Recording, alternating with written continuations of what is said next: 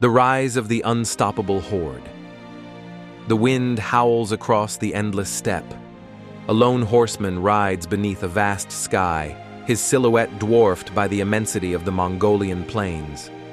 This is where it all began, in the heart of Eurasia, where nomadic tribes fought for survival. And from these desolate lands rose the greatest conqueror the world has ever known, Genghis Khan. The Mongol Empire, born in blood and ambition, would stretch farther than Rome, Persia, or Alexander's empire. From the Pacific Ocean to the gates of Vienna, no army moved faster, no ruler inspired more fear. For a moment in time, it seemed the Mongols might conquer the entire known world. But within just a few generations, the empire shattered. The greatest force in history vanished as suddenly as it appeared. How did this happen? How did the unstoppable Mongol Empire collapse into dust? The dream of Genghis Khan. To understand the fall, we must begin with the man who built it.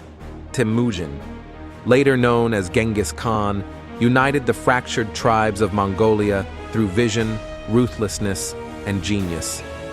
He didn't just build an army, he built an idea that all people under his rule would be loyal not to tribe or blood, but to him and his vision of Mongol unity.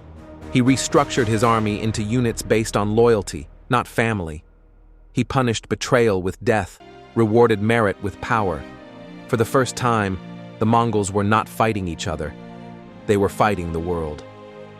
From 1206 onward, the conquests began. China, Central Asia, Persia, Russia, city after city fell.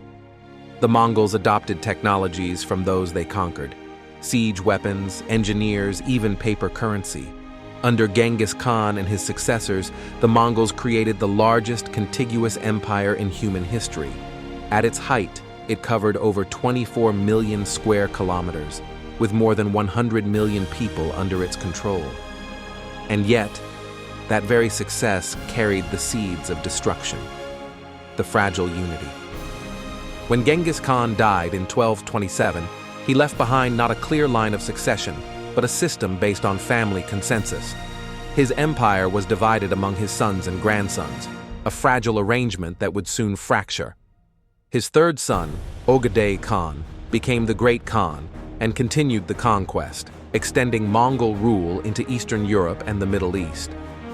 But with each passing generation, the balance between loyalty and ambition began to erode.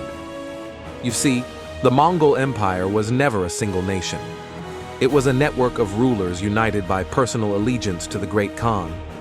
Without Genghis's unifying presence, old rivalries re-emerged. Power became a family affair, and family can be deadly.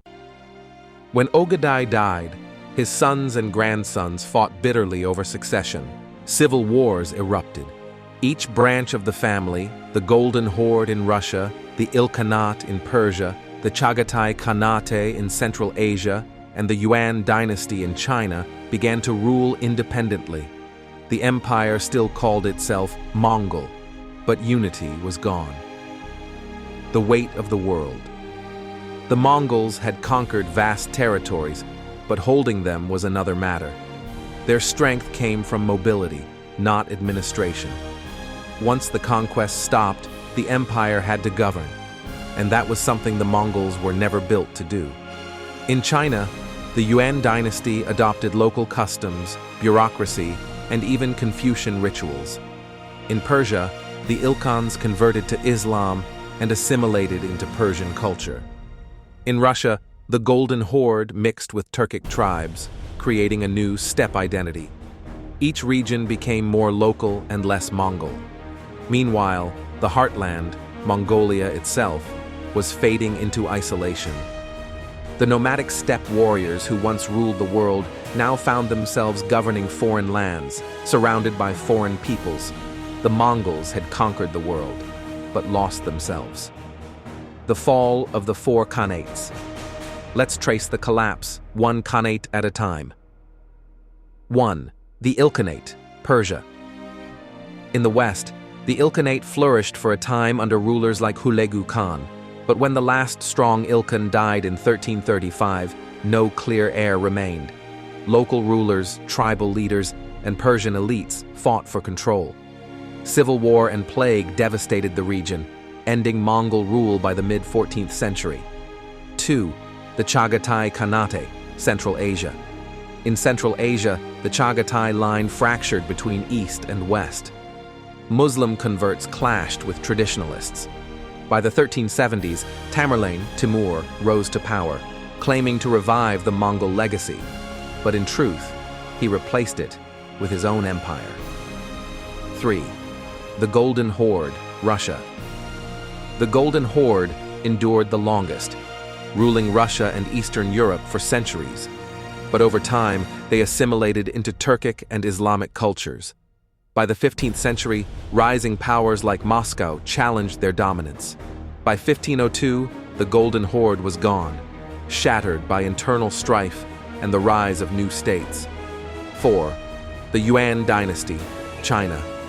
In China, Kublai Khan's Yuan dynasty was the jewel of the empire, the first time non-Han rulers had controlled all of China.